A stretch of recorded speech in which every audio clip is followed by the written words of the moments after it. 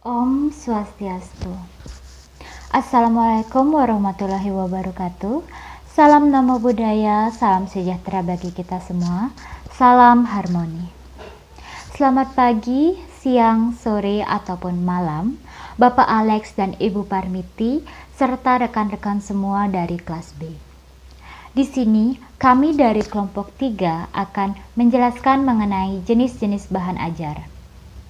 Namun, sebelum kami memulai untuk menjelaskan materi mengenai jenis bahan ajar, izinkan saya memperkenalkan diri serta rekan-rekan saya dari kelompok 3. Baik, perkenalkan, saya Nikomang Ari Yunita Dewi, dan selanjutnya yaitu rekan saya I Gusti Ngurah Canata Sakti Pramana.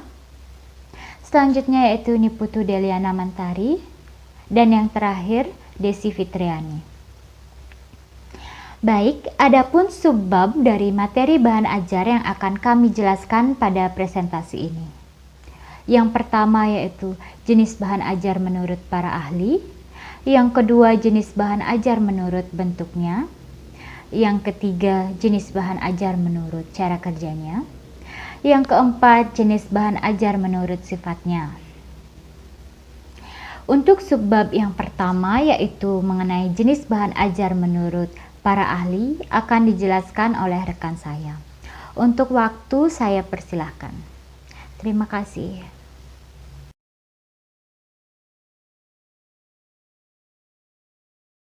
Baik, sebelumnya terima kasih atas waktu yang telah diberikan kepada saya. Di sini saya akan menjelaskan tentang jenis bahan ajar menurut para ahli. Bahan ajar merupakan sumber belajar esensial dan penting yang diperlukan untuk pembelajaran di sekolah untuk mendorong efisien guru dan meningkatkan kinerja siswa. Bahan ajar terdiri dari beberapa jenis. Jenis bahan ajar dikelompokkan dengan cara yang beragam oleh beberapa ahli, dan setiap ahli memiliki justifikasinya sendiri dalam mengelompokkan jenis bahan ajar. Menurut Heinitz dan kawan-kawan, tahun 1996, bahan ajar dikelompokkan menjadi 5 kelompok besar berdasarkan cara kerjanya. Yang pertama ada bahan ajar yang tidak diproyeksikan. Contohnya yaitu seperti foto, diagram, display, dan model. Yang kedua ada bahan ajar yang diproyeksikan. Contohnya yaitu slide, film strip, overhead, transparansi, dan proyeksi komputer. Kemudian yang ketiga ada bahan ajar audio berupa kaset dan compact disc. Yang keempat kemudian ada bahan ajar video yang contohnya ada film dan video. Yang kelima yaitu bahan ajar dengan media komputer. Contohnya yaitu hypermedia atau computer based multimedia dan computer mediated instruction or CMI. Sedangkan menurut Ellington dan Rees di tahun 1997, bahan ajar dikelompokkan berdasarkan dengan bentuknya. Terdapat 7 jenis bahan ajar yang dikelompokkan berdasarkan bentuknya oleh mereka. Yang pertama yaitu bahan ajar cetak dan duplikatnya. Ada beberapa contohnya yaitu seperti handout, bahan belajar kelompok maupun mandiri, dan lembar kerja siswa. Yang kedua ada bahan ajar display yang tidak diproyeksikan. Nah, contohnya yaitu seperti flipchart, poster, foto, dan model. Yang ketiga ada bahan ajar display diam yang diproyeksikan. Contohnya yaitu ada film strip, slide, dan yang lainnya. Yang keempat yaitu ada bahan ajar audio seperti audio tape, audio disc, dan siaran radio. Yang kelima ada bahan ajar audio yang bisa dihubungkan dengan bahan visual diam. Contohnya seperti tape, model, tape realia, program slide suara, dan program film strip bersuara. Yang keenam yaitu ada bahan ajar video seperti rekaman video tape dan siaran televisi. Yang ketujuh, ada bahan ajar komputer seperti komputer based tutorial atau CBT dan komputer assistant instruction or CAI. Kemudian ahli ketiga yaitu Roundtree. Pandangan yang sedikit berbeda dengan dua ahli sebelumnya dikemukakan oleh Roundtree pada tahun 1994 dalam mengelompokkan jenis bahan ajar. Roundtree mengelompokkan bahan ajar menjadi 4 kelompok berdasarkan sifatnya. Yang pertama ada bahan ajar berbasiskan cetak. Dalam bahan ajar ini terdapat contoh seperti peta, chart, foto, majalah, buku, koran, panduan belajar, siswa, dan bahan tutorial. Yang kedua ada bahan ajar yang berbasis teknologi. Contohnya seperti audio kaset, film, video interaktif, slide, siaran televisi, computer-based tutorial atau CBT, dan multimedia. Bahan ajar yang digunakan untuk praktek atau proyek. Contohnya seperti lembar wawancara, lembar observasi, dan kit science. Kemudian yang terakhir ada bahan ajar yang digunakan dalam keperluan interaksi manusia, seperti telepon dan video conferencing yang digunakan dalam pendidikan jarak jauh.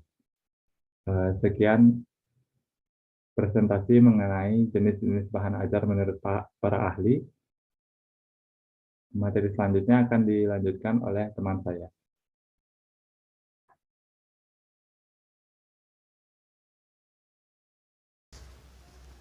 Baik, terima kasih atas waktu yang diberikan kepada saya.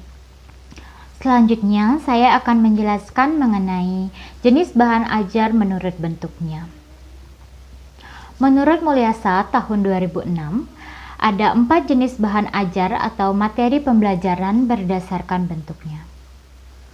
Yang pertama yaitu bahan ajar cetak, yang kedua yaitu bahan ajar dengar atau audio, yang ketiga bahan ajar pandang dengar atau audio visual, dan yang terakhir yaitu bahan ajar interaktif. Baik, yang pertama yaitu bahan ajar cetak atau printed. Bahan ajar cetak merupakan perangkat bahan yang memuat materi atau isi pelajaran untuk membantu pelajar mencapai tujuan pembelajaran yang dituangkan dengan menggunakan teknologi cetak. Bahan ajar cetak biasanya berisi materi mengenai ide, fakta, konsep, prinsip, kaidah atau teori yang tercakup dalam mata pelajaran sesuai dengan disiplin ilmunya serta informasi lainnya dalam pembelajaran. Bahan ajar cetak dapat ditampilkan di dalam berbagai bentuk. Bahan ajar cetak perlu dikembangkan dan diorganisasikan agar pembelajaran tidak jauh dari tujuan atau kompetensi yang akan dicapai dan diharapkan akan efektif dan efisien. Menurut Stephen Peter Baldstein tahun 1994, apabila suatu bahan ajar cetak disusun secara baik, maka bahan ajar tersebut akan memberikan beberapa keuntungan. Di antaranya yaitu yang pertama, bahan ajar tertulis dapat memudahkan seorang guru untuk menunjukkan kepada peserta didik bagaimana atau materi apa yang sedang dipelajari, karena bahan ajar cetak biasanya memuat daftar isi. Yang kedua yaitu biaya untuk pengadaan bahan ajar relatif sedikit. Ada berbagai macam jenis bahan ajar cetak yang biasanya digunakan dalam proses pembelajaran. Di antaranya seperti handout, modul, buku teks, lembar kegiatan siswa, model atau maket, poster, dan brosur. Yang pertama yaitu handout. Menurut Andi Prastowo, handout merupakan bahan ajar yang sangat ringkas yang mana bersumber dari beberapa literatur yang relevan terhadap kompetensi dasar dan materi pokok yang diajarkan kepada peserta didik. Handout menyajikan keseluruhan materi yang harus dipelajari. Sajian handout biasanya memunculkan komponen-komponen yang diperlukan dalam pembelajaran, meliputi tujuan pembelajaran atau kompetensi, prasyarat yaitu materi-materi pelajaran yang mendukung atau perlu dipelajari sebelum pembelajaran, prosedur pembelajaran, materi pembelajaran yang tersusun sistematis, latihan soal, dan soal-soal evaluasi. Menurut Stephen Peter Baldstein, Handout berfungsi untuk membantu peserta didik agar tidak perlu mencatat, serta sebagai pendamping penjelasan pendidik, sebagai bahan rujukan pelajar, untuk memotivasi pelajar agar lebih giat belajar, pengingat pokok-pokok materi yang diajarkan, memberi umpan balik, serta untuk menilai hasil belajar peserta didik. Yang kedua yaitu modul. Modul diartikan sebagai sebuah buku atau seperangkat bahan ajar yang disusun dan ditulis secara sistematis sehingga peserta didik dapat belajar dengan atau tanpa seorang guru, sehingga peserta didik mampu belajar secara mandiri. Pembelajaran menggunakan modul juga memungkinkan peserta didik yang memiliki kecepatan tinggi dalam belajar akan lebih cepat menyelesaikan satu atau lebih kompetensi dasar dibandingkan peserta didik lainnya. Modul biasanya memuat petunjuk belajar, baik petunjuk untuk siswa ataupun guru, kompetensi yang akan dicapai, konten atau isi materi, informasi pendukung, latihan-latihan, petunjuk kerja yang dapat berupa lembar kerja, evaluasi, dan feedback terhadap hasil evaluasi. Adapun beberapa fungsi dari modul. Yang pertama yaitu sebagai bahan ajar mandiri. Yang dimaksudkan adalah dalam penggunaannya, modul dalam proses pembelajaran berfungsi meningkatkan kemampuan peserta didik untuk belajar sendiri tanpa tergantung kepada kehadiran pendidik. Yang kedua, pengganti fungsi pendidik. Maksudnya yaitu modul sebagai bahan ajar harus mampu menjelaskan materi pembelajaran dengan baik dan mudah dipahami oleh peserta didik sesuai tingkat pengetahuan dan usia mereka, sama seperti tugas pendidik. Yang ketiga yaitu sebagai alat evaluasi. Maksudnya, dengan modul, peserta didik dituntut untuk dapat mengukur dan menilai sendiri tingkat penguasaannya terhadap materi yang telah dipelajari. Dan yang keempat yaitu sebagai bahan rujukan. Maksudnya, karena modul mengandung berbagai materi yang harus dipelajari oleh peserta didik. Yang ketiga ada buku teks. Buku sebagai bahan ajar didefinisikan sebagai buku yang berisi suatu ilmu pengetahuan yang merupakan hasil analisis terhadap kurikulum dalam bentuk tertulis. Buku teks pelajaran pada umumnya merupakan bahan ajar hasil seorang pengarang atau tim pengarang yang disusun berdasarkan kurikulum yang berlaku. Bahan ajar buku teks pelajaran ini tersusun atas 5 komponen. Yang pertama yaitu judul, yang kedua kompetensi dasar atau materi pokok, yang ketiga informasi pendukung, yang keempat latihan, dan yang kelima yaitu penilaian. Adapun beberapa fungsi dari buku teks sebagai bahan ajar, yaitu sebagai bahan referensi atau bahan rujukan oleh peserta didik, sebagai bahan evaluasi, sebagai alat bantu pendidik dalam melaksanakan kurikulum, dan sebagai salah satu penentu metode atau teknik pengajaran yang akan digunakan oleh pendidik. Baik, selanjutnya yaitu ada lembar kegiatan siswa. Lembar kegiatan siswa atau student worksheet merupakan lembaran-lembaran yang berisikan tugas yang harus dikerjakan oleh peserta didik. LKS dikemas dengan hanya menekankan pada latihan, tugas atau soal-soal saja. Tugas tersebut haruslah jelas kompetensi dasar yang akan dicapai.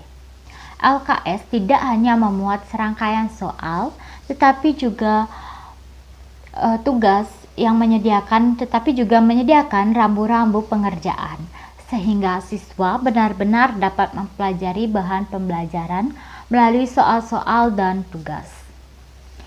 Soal-soal yang disajikan dalam LKS harus benar-benar dikembangkan berdasarkan pada analisis tujuan pembelajaran atau kompetensi yang telah dijabarkan ke dalam indikator pencapaian. Beberapa fungsi dari LKS diantaranya yaitu sebagai bahan ajar yang meminimalkan peran pendidik, namun lebih mengaktifkan peserta didik. Sebagai bahan ajar yang mempermudah peserta didik untuk memahami materi yang diberikan.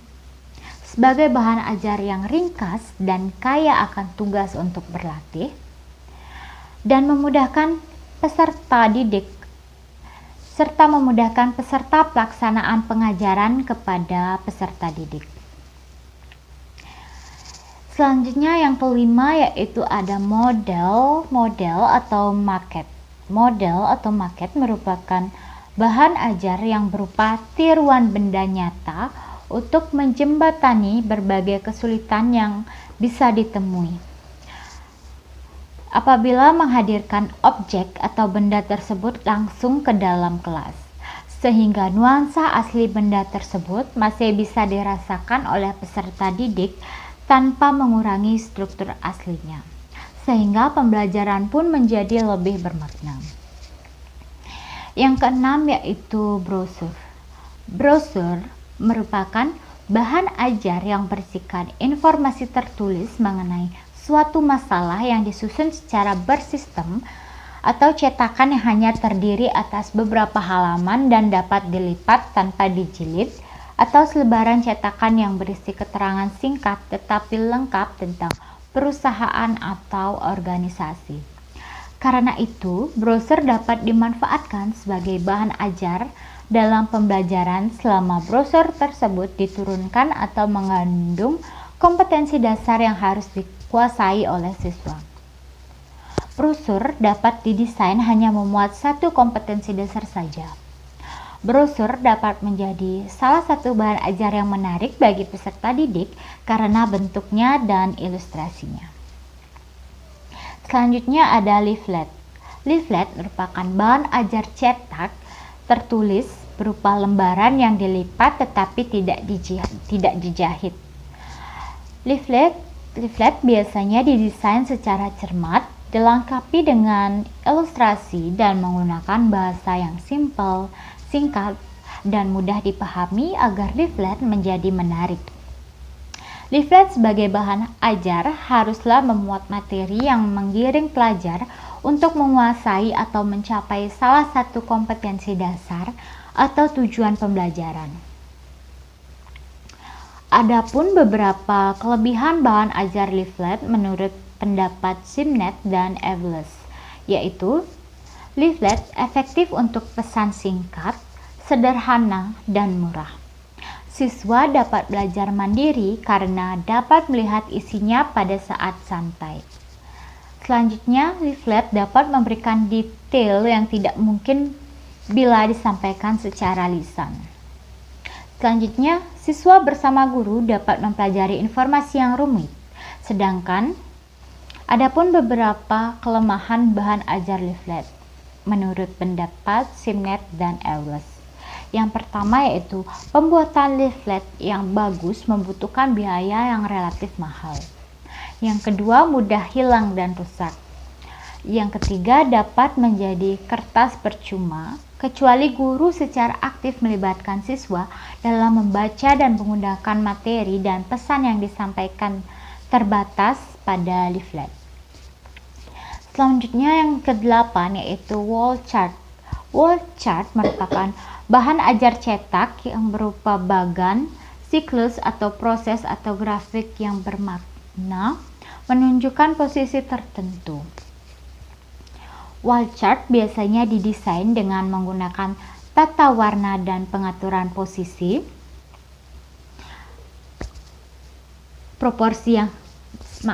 pengaturan proporsi yang baik agar wall chart terlihat lebih menarik bagi siswa serta guru. Wall chart biasanya masuk dalam kategori alat bantu pembelajaran. Namun dalam hal ini, wall chart didesain sebagai bahan ajar. Sebagai bahan ajar, wall chart harus memenuhi kriteria sebagai bahan ajar, yaitu memiliki kejelasan akan kompetensi dasar dan materi pokok yang harus dikuasai oleh peserta didik, diajarkan untuk beberapa lama, dan bagaimana cara menggunakannya. Contohnya, wall chart mengenai siklus makhluk hidup binatang antara ular, tikus, dan lingkungannya. Wall chart berguna untuk melatih penguasaan kosakata dan penyusunan kalimat bagi peserta didik. Adapun beberapa kelebihan dari bahan ajar wall chart. Yang pertama yaitu lebih fokus ke materi yang disampaikan karena melalui bagan-bagan yang sesuai dengan materi. Yang kedua, bentuknya dibuat menarik untuk menumbuhkan minat seseorang. Yang ketiga, dapat ditempel di dinding sehingga dapat dilihat kapan saja. Dan yang keempat yaitu bila disesuaikan dengan materi yang disampaikan. Selanjutnya, adapun kekurangan dari bahan ajar wall chart yaitu yang pertama, bentuk yang besar menjadi lebih sulit untuk disimpan. Dan yang kedua, membutuhkan biaya yang cukup banyak. Bahan ajar cetak selanjutnya yaitu foto atau gambar. Foto atau gambar sebagai bahan ajar merupakan bahan ajar yang memiliki makna lebih baik dibandingkan tulisan. Menurut Weidenman, melihat sebuah foto atau gambar lebih tinggi maknanya daripada membaca atau mendengar. Melalui membaca, yang dapat diingat hanya 10%. Dari mendengar yang diingat hanya 20%, sedangkan dari melihat yang diingat adalah 30%.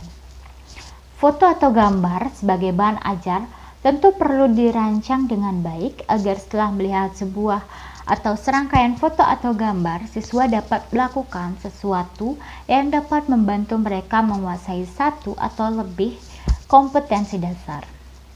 Selain itu, jika foto atau gambar dirancang dengan baik, juga dapat memberikan pemahaman yang lebih baik bagi siswa. Namun, bahan ajar ini membutuhkan bantuan bahan ajar tertulis yang berupa petunjuk cara menggunakannya atau bahan tes. Baik, sekian mengenai bahan ajar cetak. Selanjutnya yaitu bahan ajar dengar atau audio. Bahan ajar audio merupakan salah satu bahan ajar non-cetak yang mengandung suatu sistem yang menggunakan sinyal audio secara langsung yang dapat dimainkan atau diperdengarkan oleh pendidik kepada peserta didik untuk membantu mereka menguasai kompetensi tertentu. Bahan ajar ini mampu menyimpan suara yang dapat diperdengarkan secara berulang-ulang kepada peserta didik dan biasanya digunakan dalam pembelajaran bahasa dan musik. Adapun jenis-jenis bahan ajar audio ini antara lain yaitu radio, kaset MP3, MP4, sound recorder, dan handphone. Bahan ajar audio tentunya memiliki keunggulan dan kelemahan yang melatar belakangnya. Keunggulan bahan ajar audio yaitu mampu mengatasi keterbatasan ruang dan waktu serta memungkinkan menjangkau sasaran yang luas. Yang kedua, mampu mengembangkan daya imajinasi pendengar. Yang ketiga, mampu mempengaruhi suasana dan perilaku siswa melalui musik latar dan efek sound. Selanjutnya yaitu mengerjakan hal-hal tertentu yang sulit dilakukan oleh pendidik, yakni menyajikan pengalaman dunia luar ke dalam kelas, sehingga bahan audio memungkinkan menghadirkan hal-hal yang aktual. Sedangkan adapun beberapa kelemahan dari bahan ajar audio, yaitu yang pertama, membutuhkan kehati-hatian jika hanya audio yang digunakan, karena dengan hanya mendengarkan tanpa rangsangan visual akan membuat peserta didik mudah bosan. Yang kedua yaitu memperkirakan kecepatan dalam penyampaian materi verbal. Jika terlalu cepat, peserta didik akan tertinggal dengan materinya. Dan jika terlalu lambat, peserta didik juga tidak fokus mendengarkan materi yang sedang disampaikan. Selanjutnya, sifat dari bahan ajar audio adalah satu arah atau one-way communication. Selanjutnya, untuk bahan ajar audio jenis radio juga harus mempertimbangkan durasi dan pengucapan penyiarnya agar materi yang dimuat dapat dipahami oleh peserta didik.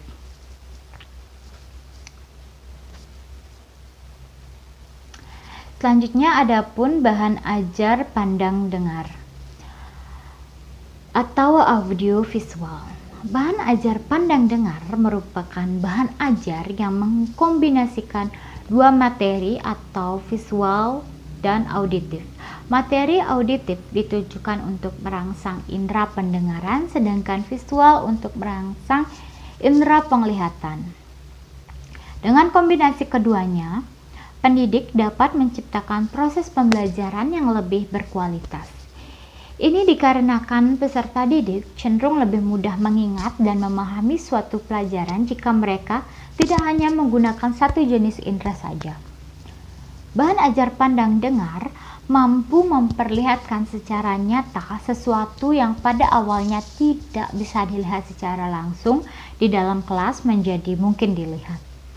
Bahan ajar ini juga mampu membuat efek visual yang memungkinkan peserta didik memperkuat proses belajar mereka. Bahan ajar audio visual ini meliputi video compact disc, siaran televisi, dan film. Nah, selanjutnya adapun beberapa keunggulan dan kelemahan dari bahan ajar audiovisual.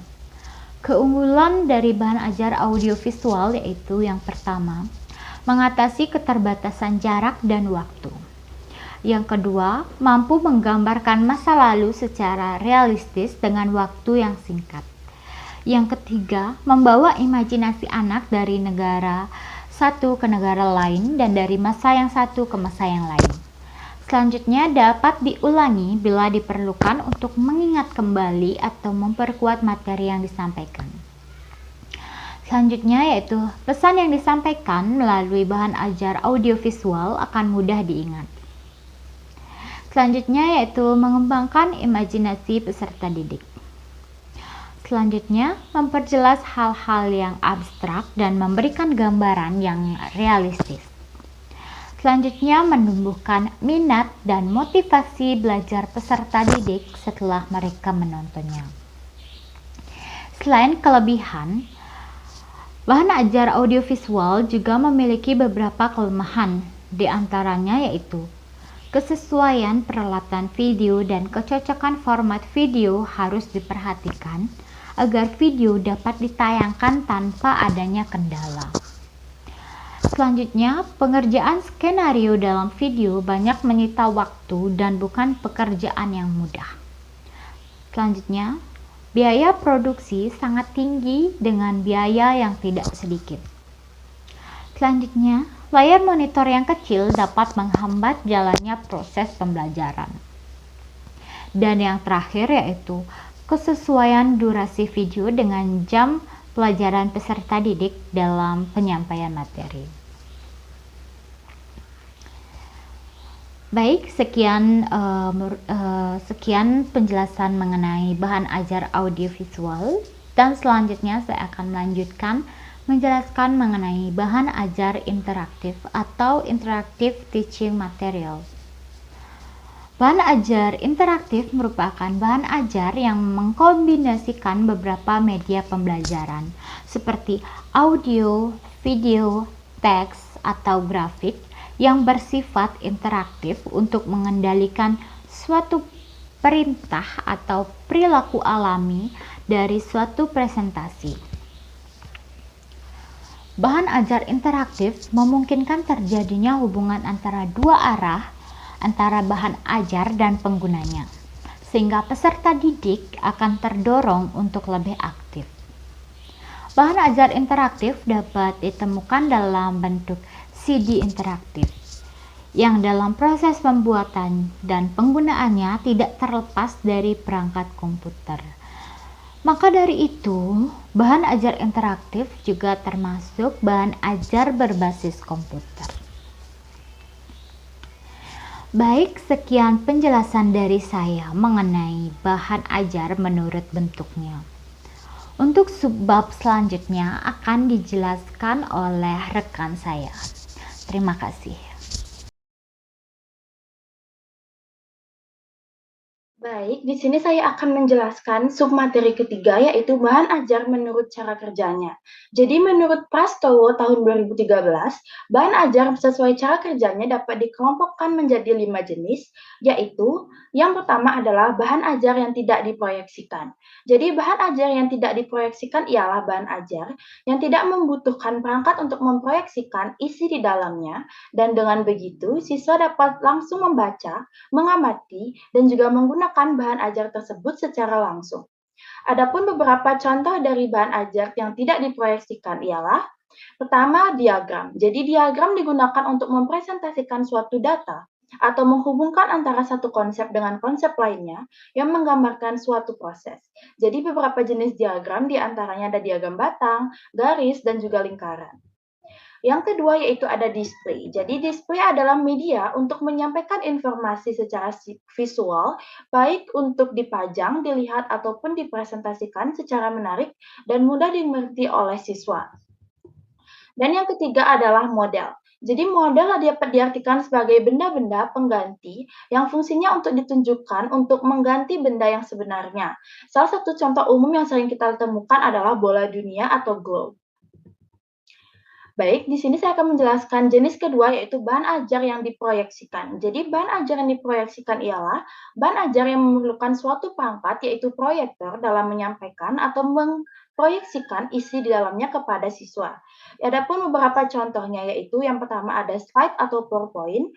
Slide adalah suatu lembaran-lembaran dokumen pada PowerPoint yang berfungsi untuk mempresentasikan suatu informasi.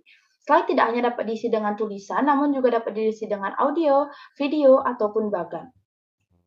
Yang kedua adalah film strips. Jadi menurut Subana dan Sunati tahun 2009, film strip adalah gambar-gambar yang dirangkai secara berurutan untuk kemudian diproyeksikan satu persatu.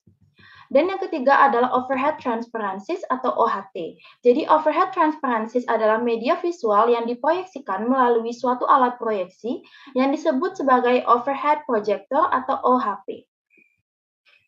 Baik, di sini saya akan menjelaskan jenis bahan ajar yang ketiga, yaitu bahan ajar audio. Bahan ajar audio adalah bahan ajar yang berupa sinyal audio secara langsung yang dapat diperdengarkan kepada siswa untuk membantu siswa menguasai kompetensi tertentu.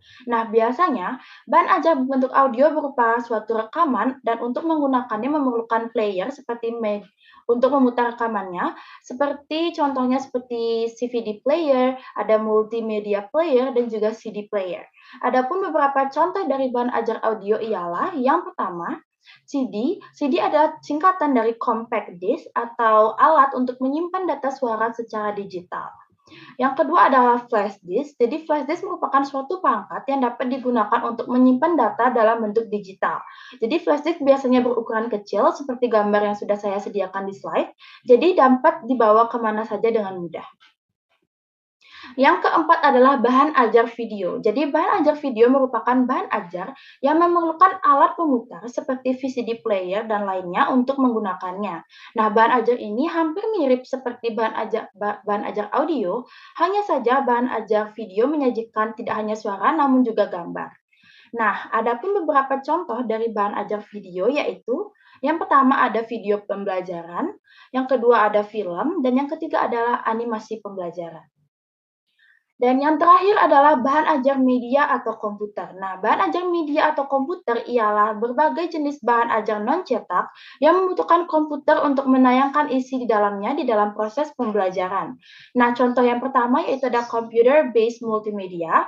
Jadi ini adalah suatu bentuk teknologi dan media yang tersedia dan relatif mudah digunakan oleh siapa saja. Nah, contohnya yaitu ada hypermedia dan juga interactive video. Yang kedua adalah Computer Mediated Instruction, yaitu menurut Strange dan Benning tahun 2001, ini adalah istilah umum mengenai penggunaan komputer atau teknologi yang efisien dan juga efektif sebagai upaya untuk mendukung dan memfasilitasi kegiatan belajar mengajar siswa di kelas. Jadi sekian jenis bahan ajar menurut cara kerjanya, dan materi selanjutnya akan disampaikan oleh teman saya.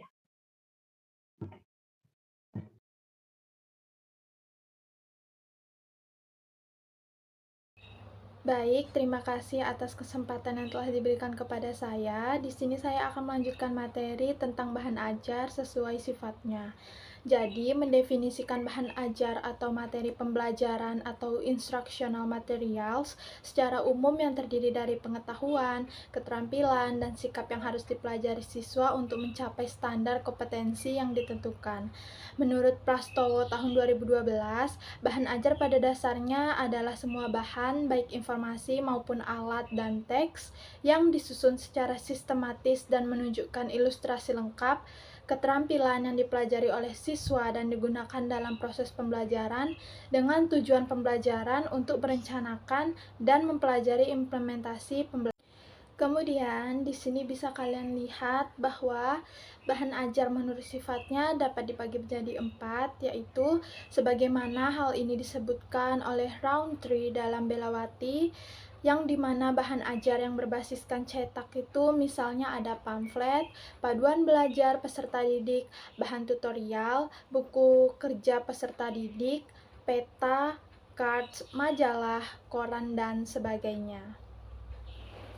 Baik, selanjutnya tidak hanya itu, dalam hal ini juga dapat dibagi menjadi berbagai macam, seperti yang pertama ada bahan ajar yang berbasiskan cetak. Di sini artinya bahan pembelajaran cetak diartikan sebagai perangkat bahan yang memuat materi atau isi pelajaran untuk mencapai tujuan pembelajaran yang dituangkan dengan menggunakan teknologi cetak.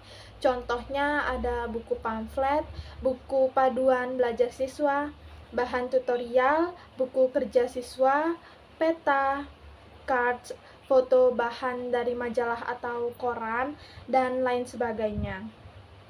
Yang kedua ada bahan ajar berbasiskan teknologi. Artinya di sini media pembelajaran yang berlangsung ini berbasis teknologi multimedia, yang dimana contohnya seperti audio kaset, siaran radio, slide, film strips, video kaset, siaran televisi, video interaktif, atau computer-based tutorial, dan multimedia lainnya. Dan yang ketiga ada bahan ajar yang dipergunakan untuk praktek atau proyek. Contohnya ada kit sains, lembar observasi, lembar wawancara, dan lain sebagainya. Dan yang terakhir ada bahan ajar yang dibutuhkan untuk keperluan interaksi manusia, yang dimana dalam hal ini terutama untuk keperluan pendidikan dalam jarak jauh. Contohnya ada telepon, handphone, video conferencing, dan lain-lain. Kemudian dilanjutkan dengan adanya pendapat dari Bapak Zainuddin, yang dimana beliau menambahkan jenis bahan ajar yang umumnya diakui bermanfaat dalam program pembelajaran berdasarkan antara lain yang pertama ada bahan ajar bersifat memotivasi peserta didik, di mana bahan ajar ini dirancang untuk menarik minat peserta didik dalam berbagai kelompok belajar sehingga terdorong untuk mengikuti program pembelajaran. Kemudian Anda bisa lihat di sini ada jenis bahan ajar yang bersifat memotivasi. Ada 2, yaitu yang pertama ada bahan ajar cetak, yang dimana contohnya seperti poster, pamflet, brosur, bergambar, dan komik. Dan yang kedua ada bahan ajar elektronik, yang dimana contohnya seperti film strip, radio, video, slogan radio, dan lain sebagainya. Selanjutnya di sini ada bahan ajar yang bersifat pengajaran, di mana bahan ajar jenis ini terdiri dari beragam paket seperti buku pelajaran permulaan atau yang biasa disebut dengan primer, buku kerja, buku guru, poster, alat peraga, dan sejenisnya. Dan sejenis bahan seperti ini biasanya digunakan saat waktu proses belajar mengajar berlangsung. Baik, untuk yang terakhir itu ada bahan ajar lanjutan, di mana bahan ajar ini ditulis untuk tahap pasca proses pembelajaran, yang dimana bagi mereka yang baru mengenal huruf, yang diharapkan bisa menerapkan keterampilan bahan ajar untuk menambah pengetahuan dan menjadikannya membaca sebagai kebiasaan atau kesenangan. Jadi bahan seperti ini berguna untuk memperkuat keterampilan peserta didik yang sudah dikuasai sebelumnya, serta untuk peningkatan kualitas hidup mereka. Dalam hal ini, contohnya ada pamflet dan buku kecil. Baik, sekian materi dari saya. Saya kembalikan kepada moderator.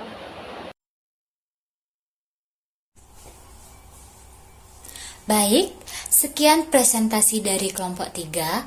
Kami mohon maaf apabila ada kesalahan kata selama pemaparan materi. Untuk menutup presentasi ini, akhir kata saya ucapkan terima kasih. Om Santi Santi Santi Om. Wassalamualaikum warahmatullahi wabarakatuh. Salam Namo Buddhaya, salam sejahtera bagi kita semua, salam harmoni.